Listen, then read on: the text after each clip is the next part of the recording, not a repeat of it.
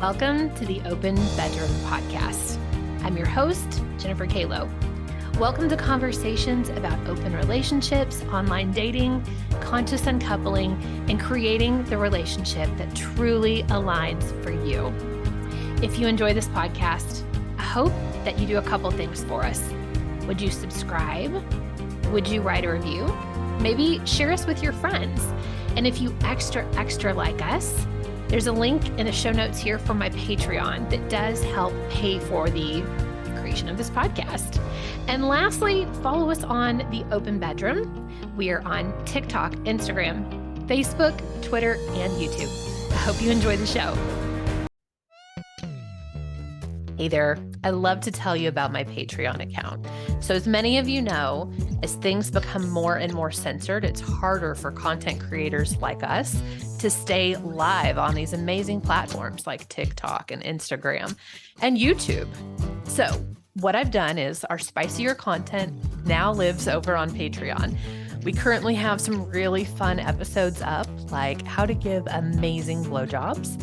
I also just recorded and uploaded my night in a dungeon with a dominatrix. What can you expect? Weekly episodes and weekly content, some of it being sex ed, some of it being story and erotic telling, like I just did with my night in the dungeon, some of it being more podcasting where we have a guest on.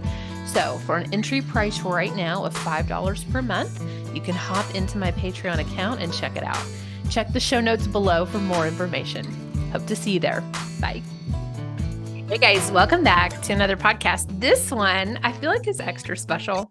I've lately been finding really amazing humans over on TikTok. Kevin, who is also the Bratty cat over on TikTok, is one of my favorite TikTokers to consume really interesting educational information about the poly community. And so today I'm sure he's going to share some wisdom, but I want to do a quick intro before I hand him the mic. So Kevin is, as I said, the Bratty cat, which is why he has cat ears on. He has 4 partners and they're named super cute, sweet little like nicknames that he gives them.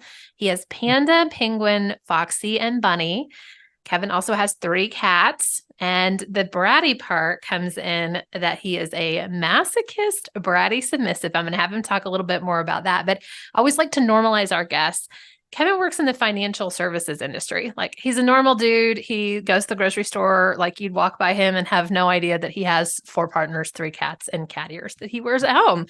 So, Kevin, do you want to introduce yourself anymore? And then I'd love to dive into the topic of the whole, what is a masochist, bratty submissive? Yeah. So I think you've got my introduction down pretty well. A couple things I'd want to say maybe a little bit about the bratty cat and how I got to where I am today, because I think that leads into kind of the bratty submissive portion. So I have been a member of the Kink community about 10 years now. I've been non-monogamous for 16. Yes. It's when it's been this long, you kind of forget. Yeah. My spouse and I, my nesting partner is the term I like to use. We've been together for 19. Right before we got married, we tried non-monogamy. We started out, I find every person has their own journey. We started out as swingers, and then we kind of moved into the monogamish area until about 7 years ago when I met Penguin, who was like my first true poly partner. And we decided polyamory is something we wanted to branch out on. But during that process, we both found that we were interested in BDSM and kink. And about 10 years, we've been in the kink community. I tried being a dominant because that's what men do. They're supposed to be dominant. I tried that for about a year. Realized I was not a dominant person. I met Penguin, who is a dom. She took one look at me and she's like, "Get on your knees." I'm like, "Yes, ma'am." And that was the end of that. Oh, so God, yes. She's like, "No, you're very clearly a submissive."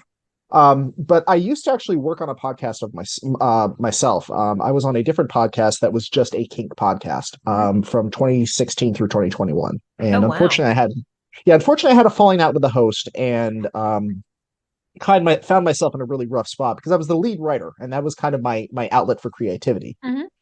So I actually went back into therapy. And when people ask me, like, where'd you get the idea for the Bratty cat? It was actually my therapist's idea. My therapist was like, "Hey, you love writing, you love creating stuff, you should probably maybe start a blog," which a month later led to the Facebook page, which led to TikTok. And you'd mentioned polyamory. It's interesting how the algorithm kind of steers things in the way it wants to go, not so much for the way you want to go. So Really? I try to do my content about 50% kink, about 50% polyam. But you're right. I have I found a never much see your large kinky videos ever. I found a much larger audience with the polyam community. I try to Really? put the kink stuff out there. TikTok just doesn't pick it up, which is fine. I mean, being Fascinating. an educator is giving people what they want. So I still try to put it out there. I just put out a kink video this morning, but we'll see if TikTok decides to pick it up. I gotta go look for that. I had literally no idea that kink was your thing. Um, no idea. Absolutely not. So that's another good thing to note is remember that your newsfeed is curated by robots and that Yeah. that it's not reality and it's also not everything that makes up a person. It's a good Yeah. side note. Yeah, that's actually where I got these ears. So Bunny, and that's not my partners. I don't use their real names because they're all obviously in the closet one way or the other. But these ears actually were a gift from my one partner, Bunny. She has a little bit of a feminization kink, hence the little bows and the bells. So she kind of likes to girly me up a little bit when we play. So that's I'm like, I will wear something for her. I love that. That's so sweet. Okay. Can you explain what is a masochistic bratty submissive? So it's really kind of three things there. There's the masochist, the brat, and the submissive. So the submissive is someone who simply put likes to serve. If you're familiar with the DS dynamic, there's the dominant and the submissive. The dominant is the one who gives order or direction. The submissive is the one who takes direction.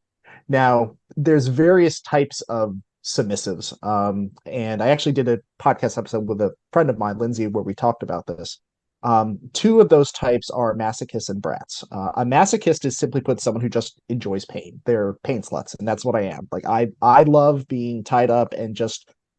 I'm not a big fan of paddles, but I love floggers. I love sharp, pointy things. I love fire. Like I just love to feel pain. It really makes me feel alive. That's what a masochist is for. Mm-hmm. A brat is kind of like a unique type of submissive. I like to say a submissive says, "How may I serve you?" A brat says, "How may I serve you?" No, I don't want to do that. Give me something else. Like a brat is someone who likes to wrestle and tease their dom. Now, ultimately, they want to be dominated. They don't want to win, but their their pleasure they get is in the fight. I like to say a brat's love language is violence. Like they never listen to their dom the first time. They make them work for it, and then they ultimately want the brat to kind of force them into submission. Like I was thinking about this interview this morning, and like I've really kind of been a brat my whole life. Like my whole life, I have just been one to question and never take Mm-hmm. things at first glance. I think a lot of that is I'm also autistic. So I really want to push social mores. Like I hate being told what to do, or more specifically, I hate being told what to do without explanation. Like I Right? was that kid growing up, like why, Why? why, Yeah. why, why? And that's what brats do. It's like get on your knees, Why? motivation. Why? Like so Can I yeah, just it's stand? I don't want I'm you're gonna get my submission, but you have to earn it. It's that simple. And it's a very, very unique type of dominant. They're called brat tamers who have to handle Mm-hmm. brats. A lot of dominants do not like brats. They don't even consider them quote unquote real submissives.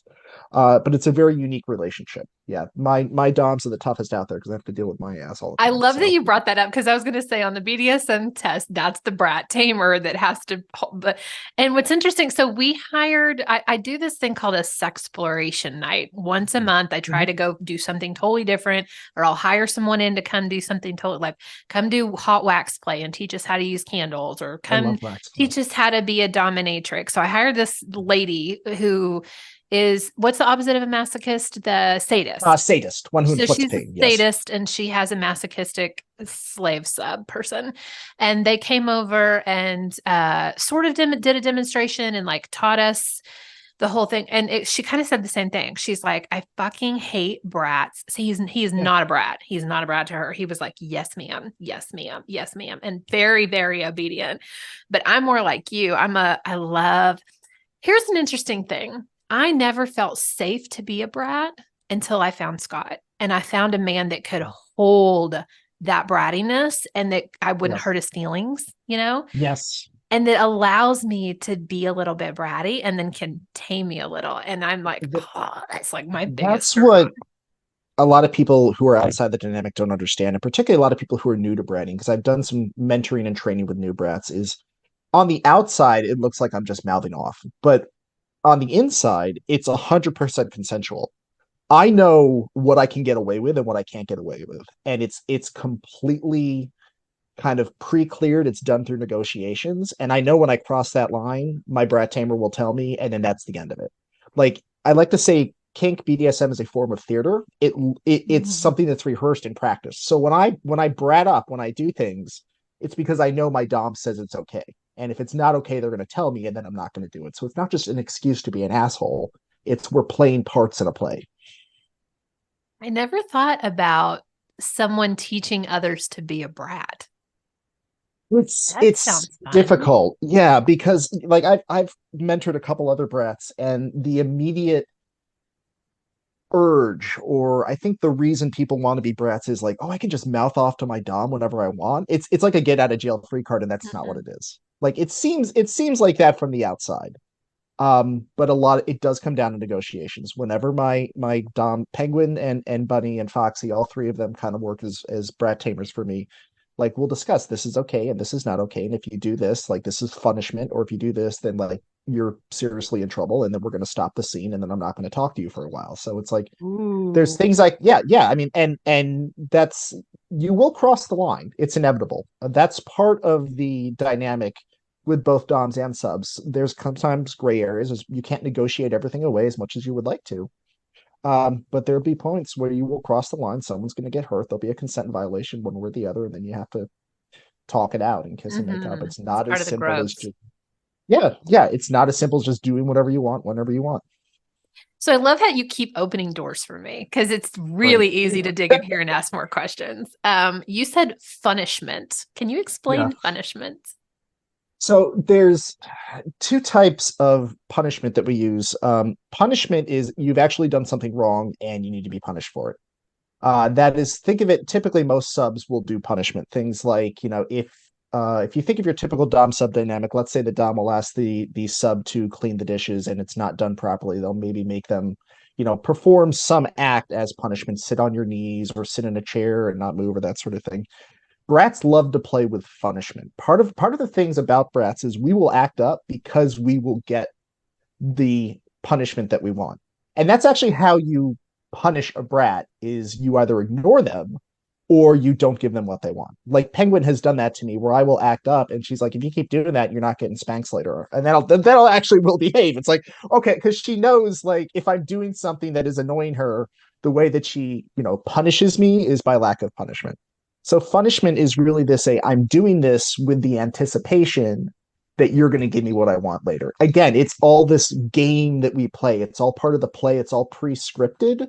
Whether from the outside it may not look like that, but it's a hey, I want scritches or I want scratches down my back, so I'm going to do something that is mildly annoying, and that's her cue to say, okay, he wants some punishment. I'll go give him some punishment.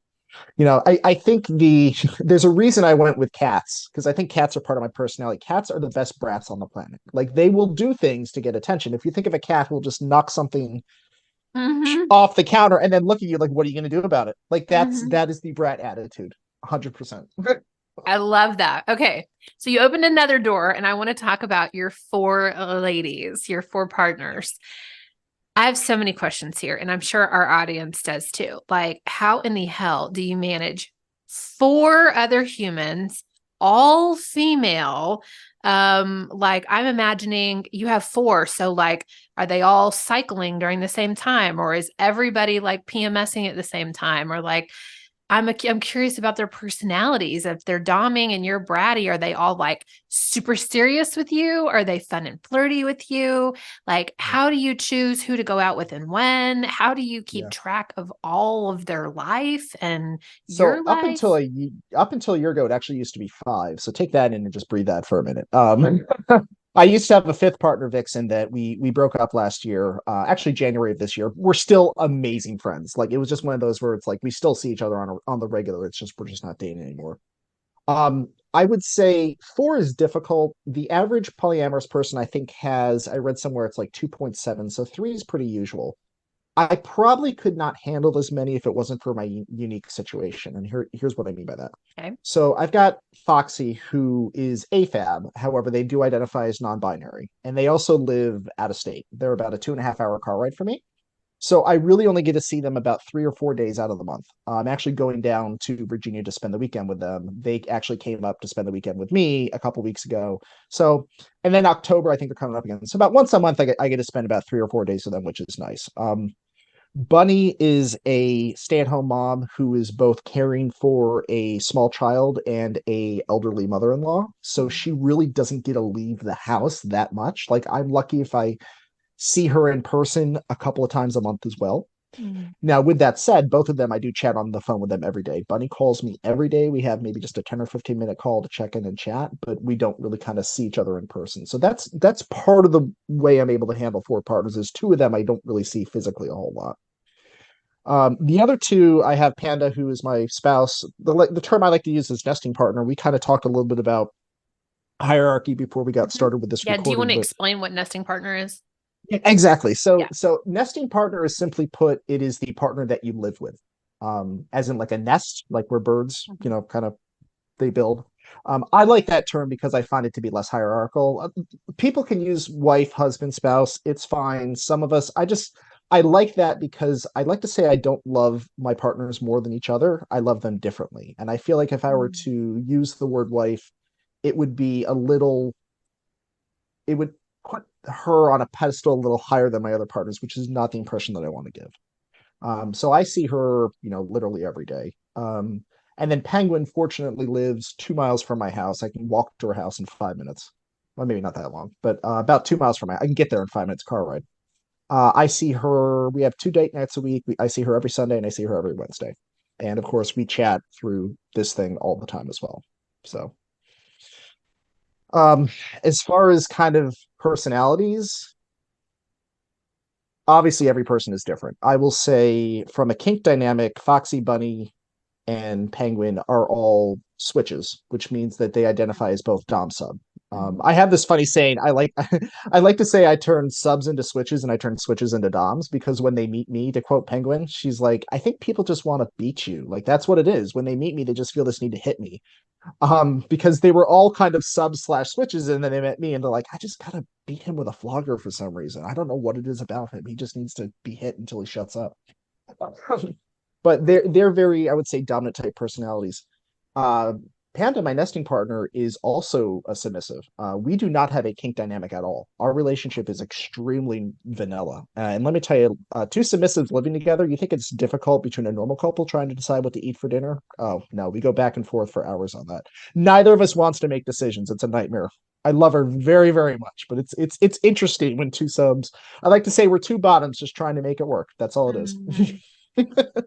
Yeah, I can imagine. You're like, someone make a decision. Exactly. But Yep. I can also imagine, excuse me, I had a tickle in my throat. I can also imagine how that dynamic could be like very sensual, very safe, very like, no, I don't know. That's what I I mean, imagine. it's funny you say that. It is safe. It is safe, but it is also on the other side. We are both. How do I want to put this? We're both very sensual. We're both into touch, but the problem comes in the fact that we're both very submissive in the bedroom. So yeah, I know. Like this is really fun. Like You're it's like, you want to, no, you're waiting on the other person to ask if you want to do it. Is that exactly. what's A happening? lot of Okay. times that's what it like we're both waiting on the other person to take the lead. And because of that, like it doesn't always get going as often as we That would is like it to so get going. cute. I've heard of other signs that people use, like if I wear a certain underwear, if I turn the Yeah. color in the room a certain color, then like that's my little tiny hint that I want to do something. Do little things like that work for you guys? Not so much. And I think part of it is, and I'm going to take a little bit of tangent because one thing I'd like to talk a little bit about is men's mental health. Because Okay. as the token cishet white guy of my group of friends, I Right. feel like I have a responsibility to talk about this. Like one thing that I struggle with personally that I'm getting better at is there is a assumption out there that guys just want sex all the time. Like Yeah. you never have to ask a guy, do you want to have sex? The answer is yes, they're always ready for sex.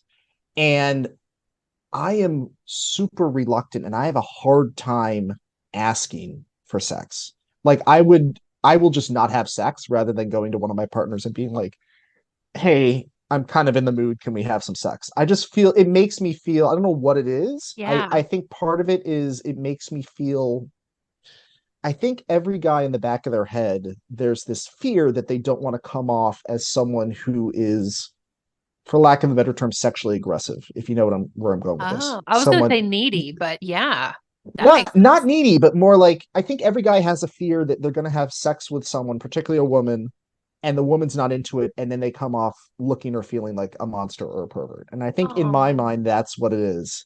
And I've even done TikToks about this. I have to remind myself that, like, if you ask someone to have sex and they say yes, like, that is informed consent. Like yeah, you don't, there's this myth that both people have to be like, yeah, let's do this. And like, it's perfectly okay for one person to say, I'd like to have sex because it's something that makes you happy. And yeah, let's do this because it's something that's making you. And that's kind of the stumbling block in my mind.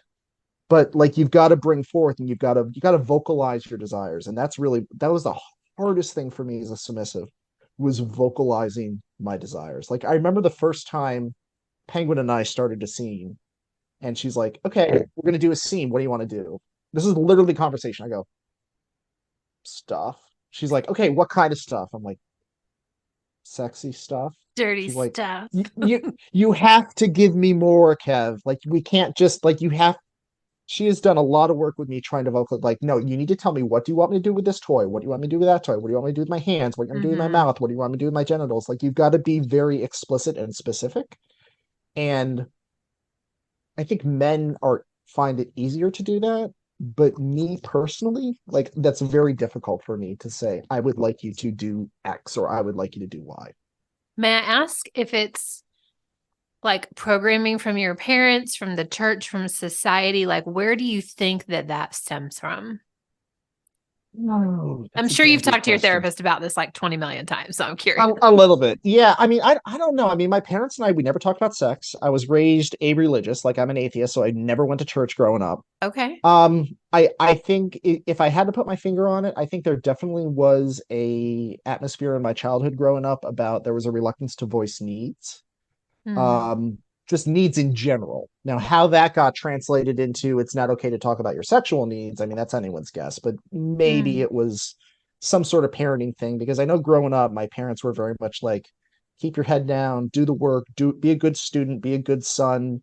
There wasn't a whole lot of like advocate for yourself. So Yeah. I see my therapist on Friday. I should probably bring that up to Oh, her. that's so good. This advocating for ourselves. Well, it's funny that you bring this up because I'm finding it as well with our partners. So we have a new secondary lady that we're seeing. Like, I only say secondary because like she's brand new to the scene and we've had this relationship since April with Mhm. this other woman.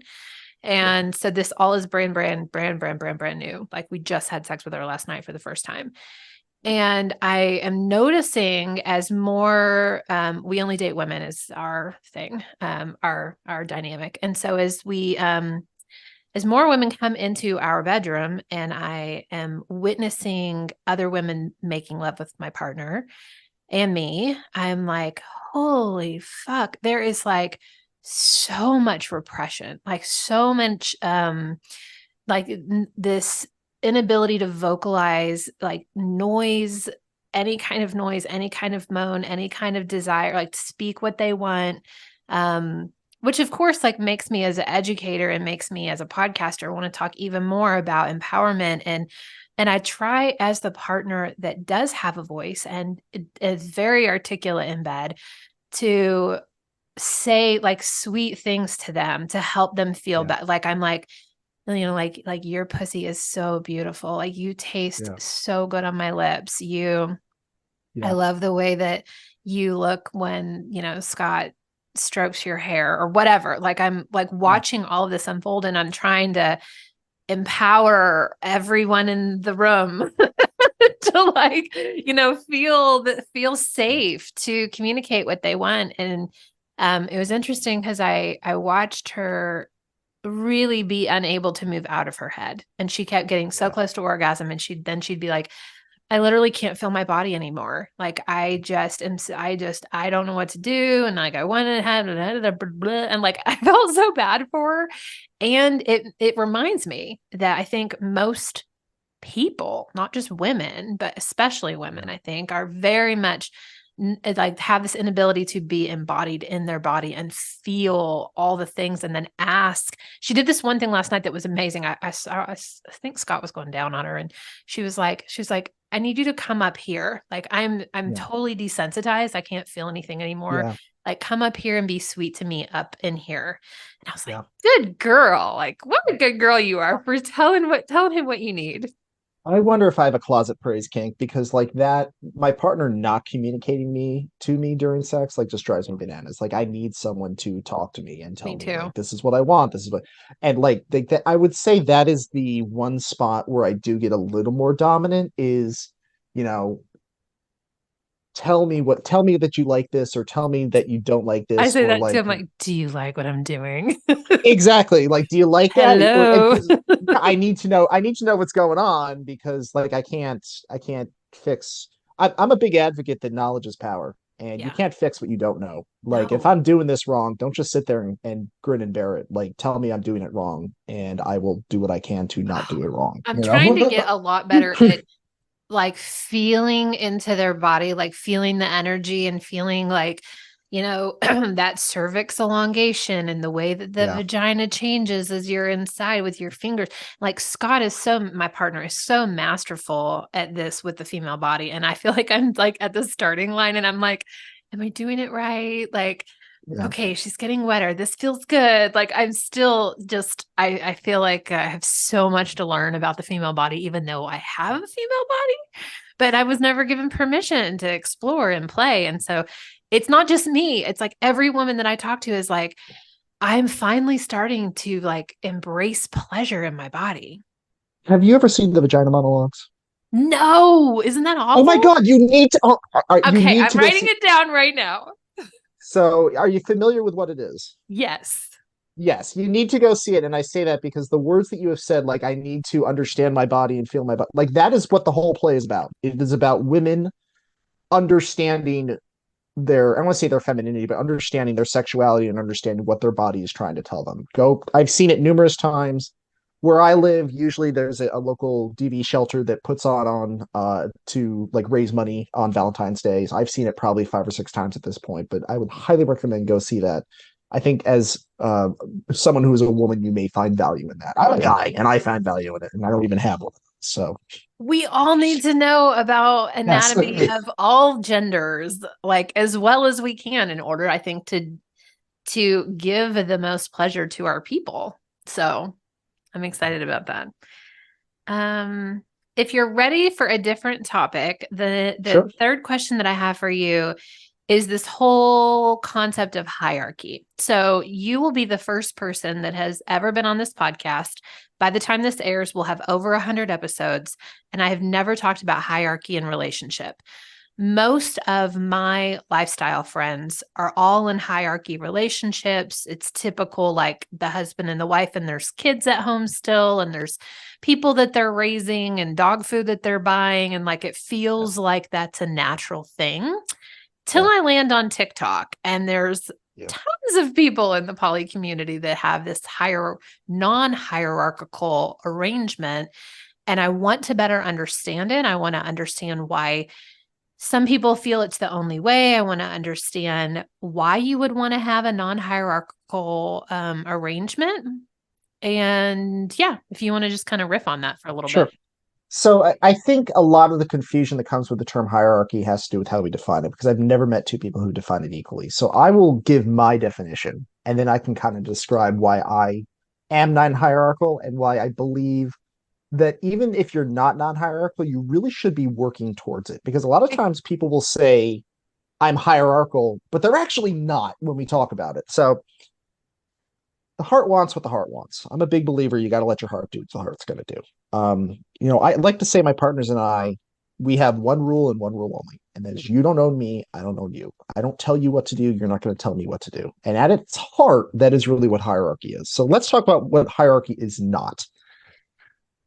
a lot of times when I see people talk about hierarchy, they're like, well, I'm married and I live with someone and we have a mortgage and we have shared finances. So when I make those decisions about where we're going to live or what, kind of animal pet we're going to get or how we're going to raise the kids, that's hierarchy. That's not hierarchy. That's not hierarchy at all.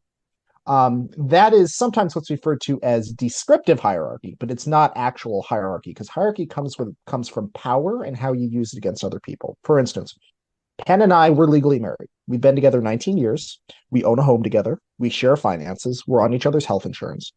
For that reason, because we have what's called entanglement. Entanglement is how much your life is enmeshed in someone else's life. Because of that, I like to describe polyamory as a spider web. Like when you're on that web, when you move, everyone else feels it. Much like when a fly gets caught, the spider feels it. When I make decisions about my life, where I'm going to live, what job I'm going to take, those kinds of really important life decisions, she's going to feel it more than anyone else. Mm. For that reason, I don't let her make the choice, but I do ask her and I get her input and I maybe give her a little bit more weight than I would my other partners. That's not hierarchy. Hierarchy, sometimes referred to as prescriptive hierarchy, is this person is my spouse. Because of that, we're going to make decisions regardless of what other people in our life believe, and maybe even regardless of our feelings, our emotions. Hierarchy is placing title above feeling. Question I get asked a lot is, do you think you would ever divorce Panda for one of your other partners? Mm-hmm. And my answer is, I don't see any reason why I would. I didn't say no. Mm-hmm. But my answer instead was, we are very happy. I see no reason why we wouldn't continue to be happy. However, non-hierarchy means love and relationships, they grow and they shift with intensity. And I feel it all the time. There are days where I feel like Panda, I love her more than any other human being on the planet. And then there's days where it's like, maybe we're in a little bit of a lull and Penguin's up here. And it happens all the time with all my partners. Non-hierarchical relationships is letting your feelings and emotions do that. And it may come a point where Panda and I, as people, drift apart and we decide, hey, we just don't want to live together. I mean, it's been 19 years. I hope that day never happens. But hierarchy says it's a contract. It's a contract that's made in stone. And it says, we are married. We're going to be married no matter what. And nothing's ever going to come between us. And usually those contracts or those agreements are based upon fear. Mm-hmm. They're based upon jealousy. Mm-hmm. They're based upon, I'm afraid of what's going to happen next. So when I talk about a non-hierarchical relationship, it's not necessarily saying things will change. It's saying I'm open to the idea of change. Whereas hierarchy says we're going to close that door before it ever gets open. Does that make sense? That's a really beautiful description because that is not at all what I thought you were going to say. And cool. I can definitely see that. And I feel like, well, I'm not going to talk about my own life because I do think that we have hierarchy. I'm not going to pretend like we don't. Like we absolutely present to women that we date that we are a couple, that are partnered, that live together, and we are not moving you in and like we're not making big life decisions based on you, and we probably won't even introduce you to our kids. I am sure right now you're like, cringy, but that's where we're at. That's where we're at. And we're at the beginning of our polyamorous journey. We are barely like a year in at this point. And like, that's what feels good for us. And that's how we were able to even open. Yes, sir. I can see you want to say something. Let me ask you a question. Yeah, go ahead. You said, we're not going to introduce you to kids. We're not going to move you in.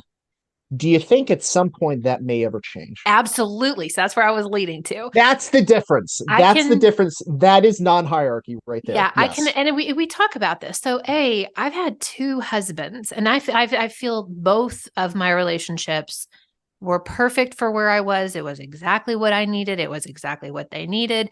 We consciously uncoupled. That's a whole like beautiful another conversation. They're both still very involved in my life. And, I see from my point of view that people flow in and out of our life. And to your point, we don't own them. We can't, now it's getting a little BDSM-y in my head where I'm like, you can't lock them down and strap them to a bed. I mean, you could, but you can't forever and it's not legal. There's not enough consent. So you can't make people stay with you, and you can't force them to stay with you. And you also have zero control over what your partner does. So Yeah. I am, and Scott and I've talked about this a bit, but like I'm mindful of that in a decade, or when the kids move out, things may change with us. Things may change at that point. We may have dated someone for years, and the kids move out and we're like, let's all coexist together. Like, can we all pitch in for the mortgage? That'd be awesome. Think of how much we could put in savings. Like, I can imagine a world where, in fact, my friends and I have talked a lot about this. Like, why don't we all just go buy land together and live together? So yeah, I could definitely see that at this point in our life and at this point in our relationship, where I think it's still, you feel a little bit of tension when you open up and you're like, oh God, like, what am I opening up myself to? We're still a little bit in that. And staying open in this polyamorous relationship, because we are having a lot of fun and we enjoy caring and loving for other people and bringing them into our lives and taking amazing care of them. And yeah, that's where we're at. Yeah, and we spoke a little bit about this before we started recording, but I kind of consider hierarchy to be the training wheels of polyamory. And what I mean by that is that, yeah, it can be really scary. As someone who started out as a swinger, yeah, we absolutely practiced hierarchy. And by that I mean swingers all the time do hierarchy. I've had swingers tell me to my face, yeah, this is my wife and no one's ever going to come between us. Like, Yeah, ever. That's the key word there. same. Yeah. Like, hierarchy is okay, at least in my mind. This is where I give people more grace. To your point, if you're new, this can be really scary. No one has ever been an expert at something the first day they started it. We were all new at something at some point. It's only after 16 years of me doing 19 years of my relationship, 16 years that we've been doing this.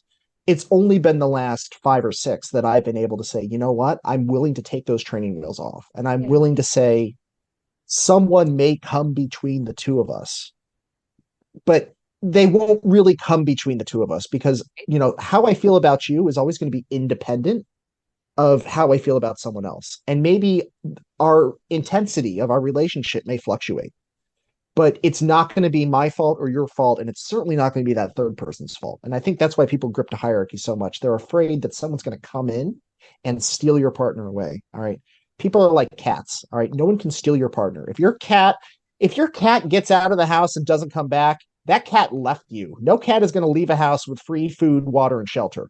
Yeah. If your partner leaves you, they made a choice. Yeah. No one can steal your partner. They saw something they liked better and they left, and you have to accept and deal with it. Yeah, I would love to talk on that for a minute if you're okay with it. Sure.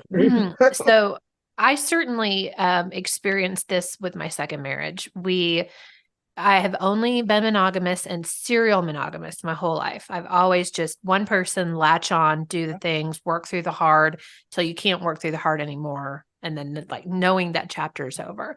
And him and I, towards the end of our 8-year marriage, opened up our relationship for the first time ever, fully. Like, there were no rules. I was dating whoever I wanted. He was dating whoever he wanted. And he chose at the end to leave. He was like, what are we doing here? I don't want this. I want to be vanilla, and I want a vanilla wife, and I want a vanilla life. And so he was like, I think I'm going to go get an apartment. And it was the best decision that ever could have happened. He, within a month or two, found his now fiance. They're getting married next year. For her, she's in her mid-30s and didn't think she'd ever get married and have kids. Like, she thought that time's just passed and gone. And now she has this amazing opportunity to have a whole family. And so I'm just so grateful that I didn't hold on so tightly, that I didn't let him walk out the door, walk out the door. But there were things that I could have fallen back and said, oh, well, we'll close again. Let me help be vanilla with you. And I'll just kind of suffer through this for the next however many years we're going to be married till death do us part. Right. And then I found a new partner who now stretches me and grows. I'm growing like crazy. And I was instead, in the last 8 years with my second husband in this very protective bubble. And I needed that to feel safe, to become who I am and step into my femininity. And I went all down all these programs and learn things. And so now I'm getting to be challenged in the world with this new partner who really challenges my thoughts and the way I think. And I'm like, I don't know. I didn't think about that. So I love this ebb and flow and the fluidity of life and the fluidity of partners. And we haven't talked at all about Panda. Does Panda also have other partners? Do you He ever does. feel jealous that she's going to go run off with one of her people? So let me say all my partners actually have other partners. So if you can imagine our polycule, which is, I'll throw that term out there, it's basically like a diagram of you and your other partners. Mine's basically a web, which is like it's me, and then it's like four partners, and they've got partners. It's a Mhm. hot mess. I call it the literal clusterfuck because that's what's happening. It's a cluster where everyone's fucking.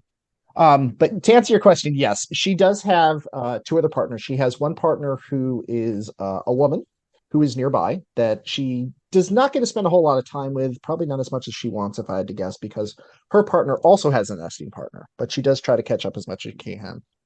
She also has a long distance partner who is literally traveling Europe for work as we speak. So she chats with him on a daily basis, but really does not get to see him a whole lot. Do I get jealous? Here's the thing about jealousy. It is a normal human emotion. There's absolutely nothing wrong with feeling it. I am one of the lucky few who does not get it more than most. Mhm. And I've had opportunity to work through it when I do get it. So the very first time that Panda had an overnight with Kiki, her female partner who lives in town, we had never done an overnight separate. Like it was always just like if we had stayed at someone's house, it was together. Like she was off with a partner and I was home alone with the cats. I remember waking up and I remember feeling two things. I remember feeling it's all right. And then I got terrified. And I got terrified because my first reaction was, okay, this is all right. All these thoughts started going through my head. Do I not love her? Do I not care about her? Mm. I was panicking because I wasn't jealous. Um, I like to think a lot of my advice that I give on TikTok is not necessarily poly advice, it's just general good relationship advice. We need to get over this idea that jealousy is an indicator of love. Jealousy is an emotion. It's okay to feel it. When we feel it, we should communicate it. We should try to work through it. But it's not necessarily, if you don't feel jealous, that doesn't mean you don't love somebody. Mhm. Um, and we need to recognize our partners are autonomous.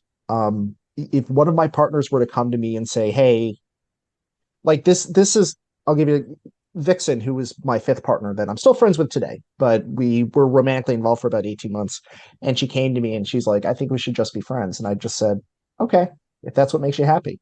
Like that's how you got it. It's caring about your partner's happiness and recognizing that love doesn't last forever. It lasts as long as it can. And sometimes as long as it can isn't forever. And if our partner needs to move on, we need to accept that. We shouldn't be trying to fight to keep them. We should absolutely be saying, I care about you and what can I do to make sure you're happy? But sometimes we don't always get to play the part that we want to play in other people's lives. Oh my God. You just keep opening these doors. I feel like so lucky right now that I feel like I have this one-on-one like Q&A of TikTok, but it's live and I can ask anything I want. Thank you. So two things came to mind. Let me start with the first one, which is kids. Kids, like teaching kids this concept of love doesn't always last forever sounds sad. How do you teach your kids these concepts that love ebbs and flows and people flow in and out of our life? And like, you want to say the only people that'll love you forever are Yeah. your parents, but you and I were talking before and like we're both Oh yeah. having parental issues. So, I mean, how the fuck do you teach kids this stuff? Well, I think, and I'll say full disclosure, Penn and I don't have kids. We thought about having kids when we were in our 20s, and then we both woke up one day when we were 30 and we just looked at each other and said, "We're both fine the way we are, right? Okay, let's go the non-kid route." And it's been 15 years since then, and we're couldn't be happier. But I do have a lot of nieces and nephews. I've got like, I don't know, 8 or 10 of them. The oldest being 14, the youngest is like 3. So I do get to deal with kids a lot. And I think we teach them by not teaching them. And what I mean by that is I don't think we realize. I was also thinking about this morning when I was going for my walk, how much we impress upon young people this cis heteronormative Mm. narrative. Hmm. Like we teach kids kids as little as newborns. One thing I really want to do is next time I see a baby in a basket, like a newborn baby with a pink bow on its head, I just want to walk up to the mom and be like, "I love your son." your son is You're gonna adorable. rip I'd be that like, bow off its head. exactly. Like the kid doesn't know it's a girl. The kid's a Right. newborn. Like, why are we enforcing, sexual stereotypes, relationship stereotypes, gender stereotypes on kids who don't know? So, like, here's how you teach kids that love doesn't last forever.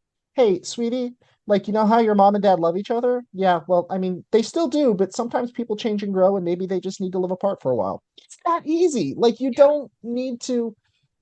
We peel away this fairy tale fantasy about Prince Charming and like love is forever and one person will fulfill. Like, if we take all that crap out of it, then we just let kids grow and naturally understand that like relationships work how relationships work. Like, I'm gonna get off my monogamy soapbox in a minute, but that is what really bothers me, is how we say monogamy is so important and it's the best way to live your life, when 50% of marriages end in divorce.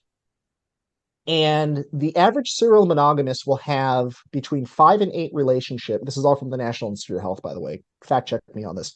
The average serial monogamist will have between 5 and 8 relationships from the time they turn 18 to the time they pass away. So if you consider the till death do us part as the best one, that means that you've had between 4 and 7 failures, which means your success rate is anywhere between 13 and 20%. 80% of your relationships are going to crash and burn. But that's monogamy works. Okay. Like, God, and yeah, it's like, such a perspective thing, right? yeah, Like you've got to be able to look at past relationships and say, like, I at least got one thing, even if it was a learning, something I will never do again, or a child, like somebody we were talking to yesterday. I was like, your first marriage was awful, but at least you have your daughter. You got something amazing out of it. I think the freedom and beauty of polyamory is that I don't have to get all the things I need from every partner. I think that's why monogamy fails, is that we look at our partner and we say, you have to be our everything. And polyamory throws that idea in the trash. Like, Panda could never be dominant. Like, I need a woman to be dominant with me. It's that simple. And that's what, my other 3 partners kind of fulfill. There's various aspects that my other partners don't have that Panda does, and vice versa. I can mix and match all day, but the point is, though, is that the second that we realize that we can't fit our partners into this mold, that we can get people, and it doesn't even have to be romantic relationships, it can be friendships, it can be coworkers. This idea that the weirdest thing that my sister pointed out to me was, after she got married, Panda would go out with not her partner, just with friends. And my sister would be like, why is she going out with friends? Why isn't she home with you? And I'm like, because she has a life. Like, right. It's like there's this expectation that your spouse becomes your life partner, and then you're like literally chained at the hip. Like, we need to get away from that. We need to let people form relationships organically, and let them get what they need from different people, and say that's perfectly fine. Okay, you opened the door on a second question that I really want to ask, that I know you get asked all the time. I get asked it all the time too. And I'm also navigating it in real time. So I'm hoping you have some wisdom. When you talked about your spider web and how, you're dating 4 people or 3 others, your nesting partner has 2, each of them have their own people that they're also, how in the, I'm going to ask the STI question. Like, what do you do when another person enters the scene and enters the, whatever you call it, the web? Yeah. So there's some kind of general best practices for STIs. Let me say that I am not a medical doctor. Do not take this as medical advice. This is simply what I have read and what other people in the community do. So generally speaking, if you are AMAB, get tested once a year. I get tested once a year. Actually, my anniversary is in October, so I'm going to be getting tested next month. What is AMAB? Sure. AMAB is assigned male at birth. So I'm trying to work gendered language out of my gender. So because one of my partners is non-binary. So, they go by they, them. They are assigned female at birth, but don't ever call them a woman, because they will literally punch you in the face. They're tough. Okay. So if you are assigned male at birth, once a year is fine. If you're assigned female at birth, typically every 6 months to once a year is also fine. That also depends upon your activity. I would also say any personal health issues. Also, anytime someone new is added to your polycule, or anytime you have new sexual activity with someone. That was easy. It's really that people think it's complicated. It's not. It It's is. like get checked We've out been trying to once or figure twice it a out. year. Yeah, Yeah. we're like, so we have a bubble and there's lots of little bubbles in the main bubble. Yeah. And if a new person comes into the bubble, can't we just have them get tested and then everyone Yeah, else is it's really okay? that simple. It's like really the new person should get tested, that new person's partner should get tested, and as long as those tests both come back negative, then you're fine. And then just get tested every 6 or 12 months from there on Which out. makes me feel like we make the STI conversation like way too complicated. There's a So lot of fear around it. here's the other thing about STIs. As someone who has had people in their quote unquote bubble who have had STIs, Mm-hmm. I think when we think about STIs, we think about HSV2 and we think about HIV, the really, really nasty ones. But there's other ones out there, gonorrhea, chlamydia, that it's you go to the doctor, you do 10 days of antibiotics and you're fine. Like, I'm not going to say STIs are the same as the cold, but there are some STIs out there, a good number of them, that it's just you take some medication and you're fine. I think we demonize people who have STIs. We shame them relentlessly over catching an STI. I had a follower reach out to me last month who was in a bit of a panic. And they said, I have a question about STIs. They said, I just, I don't know how to communicate this to my partners. I said, okay, what happened? I got HSV1. And I said, 70% of the global population has that. Are you Mm-hmm. aware of that? It's not a big deal. Like when it comes, and this is great. I'm going to plug my TikTok model. I'm doing the fries model of consent right now. Informed. Tell your partners when's the last time you were tested. If you have an STI, let them know, and then let them make the decision if they still want to engage with you. That's their choice. All you can do is give people the facts Mm-hmm. and then trust them to make the decision that's right for them. That's it. You're It's like, really that simple. Like, why are we making this so hard on ourselves? and stop shaming people. Oh my Yeah, stop God. That is shaming like people. my biggest annoyance. Stop fucking shaming people because the majority of humans that are walking around that are sexually active have either had something or have something. Just breathe. It's going to be fine. Yeah. Yeah. Yeah. It's really amazing. Like, there's a rumor that the polyam or the non-monogamous community has a higher STI prevalence. And again, National Institute of Health. It's actually about the same as the monogamous community. And the reason behind that is testing. Even though we have more partners, we are more sexually active, we use protection way more. And we get, I know monogamous people who haven't been tested in 20 years. Yeah. Now, I'm not saying that you're cheating on your spouse. I'm not saying your spouse is cheating on you, but that's how you get an STI because you don't talk about it. You don't communicate it. Like, I really believe everyone should be getting STI tests. If you're monogamous, maybe not every 12 months, but you really shouldn't be forgetting about it for 20 plus years. Okay. We're up at an hour. I guess my last question for you is like, what's next for the Bratty cat? You're on TikTok, you're doing some education. I don't see an offering. Like, is there anything that's next for you? I don't know. And that's a darn good question. I still feel like I'm trying to break through that ceiling. I just got 10,000 followers last month, which I feel really proud about, but I'm still Congrats. not, thank you. I'm still not where I want to be. I have reached out to other content creators about possibly doing some collaborations, but I started this, when I mentioned my therapist is the one who got this ball rolling, and they asked me what is it you want to accomplish from therapy? And I said, I want to be a positive force for good. And I think at the end of the day, as long as I'm doing that, I'm okay with it. Like, do I want to have 100,000 followers? Do I want, 500,000 people every month coming to my Facebook page? Absolutely. But at the same time, like, I'm getting offers from TikTok to hawk products for skin cream and yogurt. Like, I don't want to whore myself out to capitalism just to make money. Like that's not really what it's about for me. Yeah. I want to grow. I want to reach out to people. And I mean, that's the big reason I wanted to do this podcast.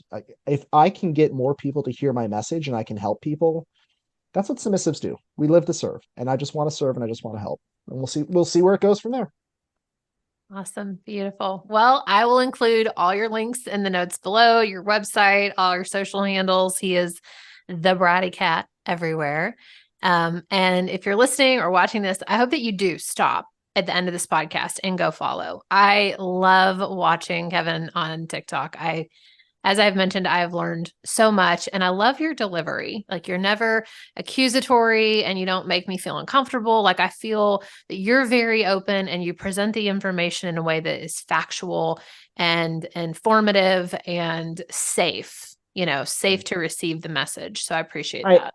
I appreciate that's a large part of education. It's something I've had to work on as well. We have to recognize, and it's probably the third time I've said this already. We have to give grace. We have to realize not everyone is where we are at today, and sometimes just take a step back and say, "Hey, we're here to help, and we just got to deliver that message in a way that is helping people."